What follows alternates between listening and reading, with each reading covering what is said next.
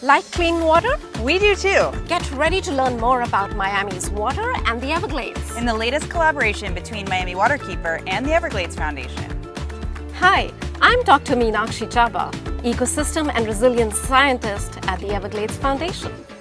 And I'm Dr. Rachel Silverstein, Waterkeeper and Executive Director of Miami Waterkeeper.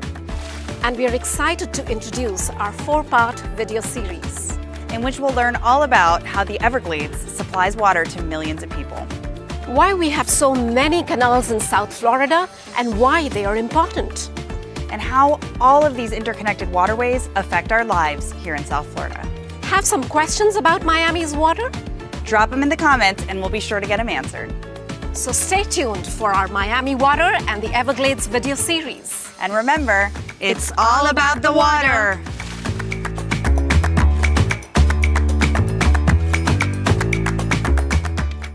Have you ever wondered how Miami's water is connected to the Everglades? Well, historically, water used to flow gracefully down the Kissimmee River, through Lake Okeechobee, and into the broader Everglades ecosystem. This ensured the flow of fresh water throughout southern Florida.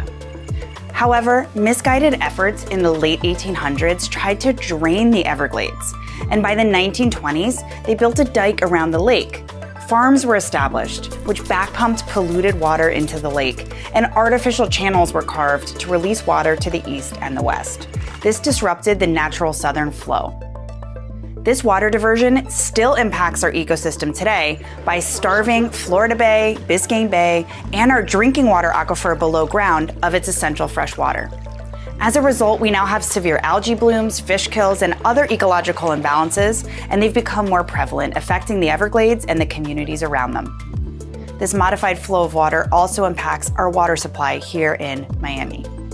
As the water slowly moves across the Everglades, it would seep into the porous rock below, replenishing the Biscayne aquifer, which is our sole source of drinking water for millions of people here in South Florida. But now canals, concrete, and asphalt have replaced the permeable surfaces of green spaces like wetlands, parks, and prevented the natural flow and absorption of water. Urban pollution like pet waste, fertilizers, chemicals, and debris collect in the storm drains, end up in the canals, and ultimately flow into Biscayne Bay. Now, it's so important to remember that all of our waterways are connected, from the Everglades to Miami-Dade County's canal system, from the aquifer below ground to the beautiful waters of Biscayne Bay.